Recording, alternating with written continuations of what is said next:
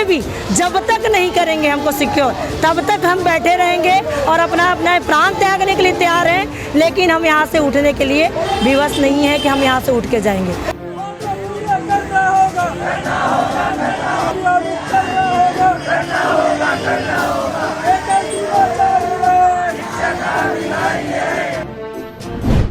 राज्य सरकार बड़े पैमाने पर कर्ज लिए हुए है, लेकिन इस बीच राज्य के मुख्यमंत्री भूपेश बघेल ने नगर नार संयंत्र को खरीद कर चलाने की बात कह दी है। लगभग 65 दिनों से विद्यामितान प्रोटेस्ट के लिए बैठे हुए हैं। उनके बाजू में भी एक ऑर्गेनाइजेशन बैठा हुआ है और उसके और बाजू में भी एक ऑर्गेनाइजेशन बैठा हुआ है। तो छत्तीसगढ़ सरकार ने जहां 36 वादे किए थे, सिर्फ 24 वादे पूरे हुए हैं। राज्य के खिलाफ ज़बरदस्त माहौल है, लेकिन छत्तीसगढ़ सरकार ने विद्यामितानों की मांगों को सुनने के बजाय और लोगों की मांगों को सुनने के बजाय नगर नार संयंत्र को खरीदने की बात कर दी है। हमारे साथ कोरबा संभाग की जिलाध्यक्ष रानी साहिबा मौजूद हैं। 65 दिनों से ये लोग प्रोटेस्ट कर रहे हैं, तो हम सीधे बात करते हैं रानी मैडम से कि विद्यामितान की किस तरह की दिक्कतें हैं और आगे वो कितनी लंबी लड़ाई झेलने के लिए करने के लिए तैयार हैं। मुख्यमंत्री आवास को घेरने की कोशिश की या मुख्यमंत्री से मिलने की कोशिश की हमने न्यूज़पेपर में देखा। हम आपके इस सेंटर पर जहां बूढ़ा तालाब के अधिकृत धरना स्थल पर आप बैठे, हम यहां भी पहले आ चुके हैं। अब किस तरह की आपकी तैयारियां हैं और 65 दिनों में क्या मनोबल टूट नहीं रहा है आप लोगों का? हम लोग 65 दिन से इस धरना स्थल पे बैठे हैं और हम लोग प्रण करके निकले हैं कि हम लोगों ने छत्तीसगढ़ राज्य को एक ऊंचे दर्जे पे शिक्षा स्तर पे लाके छोड़ दिया है।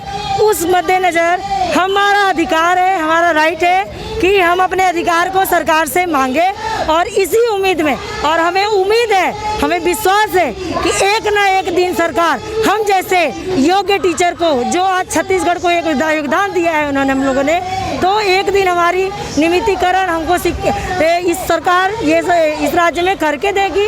इसलिए हम लोग इसी उम्मीद से यहाँ इस धरना स्थल पे बैठे हैं और आगे भी जब तक नहीं करेंगे हमको सिक्योर, तब तक हम बैठे रहेंगे और अपना अपना प्राण त्यागने के लिए तैयार हैं। लेकिन हम यहाँ से उठने के लिए विवश नहीं है कि हम यहाँ से उठ के जाएंगे।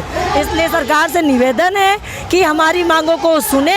हम उनके राज्य के एक बहुत अच्छे टीचर हैं और उनके शिक्षा स्तर को इतना ऊंचे तक ले जा सकते हैं जो उनको करके दिखाया है, और आगे भी करने के लिए हम तत्पर हैं। इसलिए निवेदन है कि माननीय मुख्यमंत्री जी हमारी बातों को सुने, हमारी बातों को समझे। हम उनके बच्चे हैं, हमारे समस्या का समाधान करें।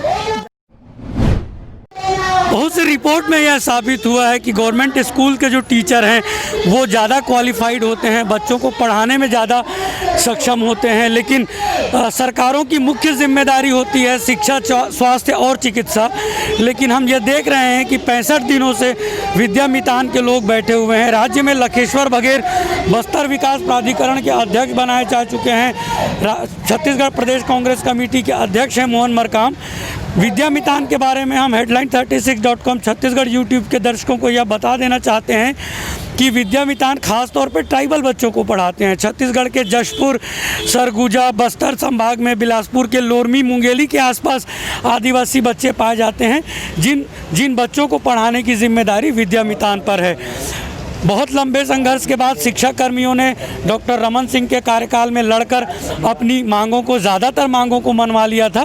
तो एक बड़े ऑर्गेनाइजेशन ने भी विद्यामितान की इन मांगों को समर्थन किया है।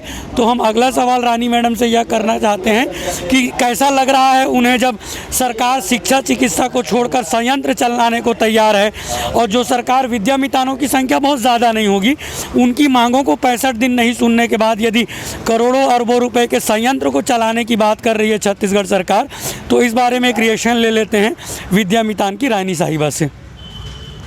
सर, हमें पता है कि शिक्षा स्तर, एक शिक्षक ही देश का निर्माता होते हैं, इसलिए सरकार इस बात को बहुत जल्द समझेगी और हम लोगों की कार्यशैली को उन्होंने बहुत अच्छे तरीके से देखा है कि हमने इन्हें कितना अच्छा काम करके इस राज्य में दिया है।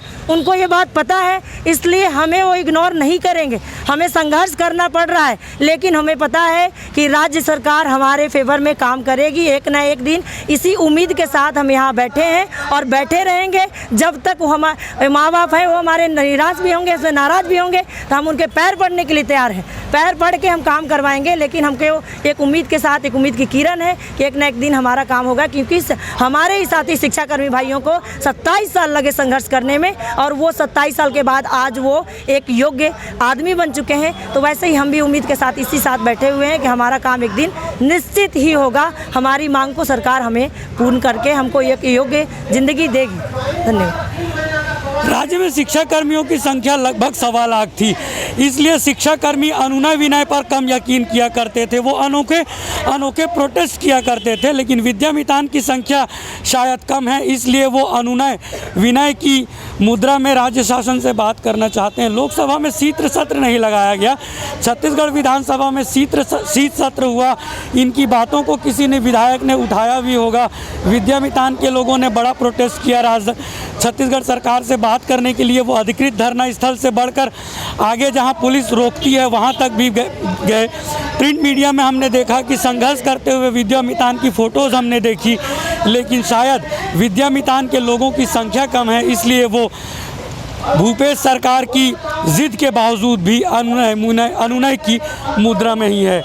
विद्यामितान की रानी मैडम हमको यह बता रही थी कि उन्हें पूरा भरोसा है कि वो लड़कर संघर्ष के दम पर और अपने एजुकेशन क्वालिटी के दम पर आदिवासी बच्चों के लिए वो संघर्ष जारी रखेंगी और भूपेश सरकार को मना पाने में कामयाब होंगी।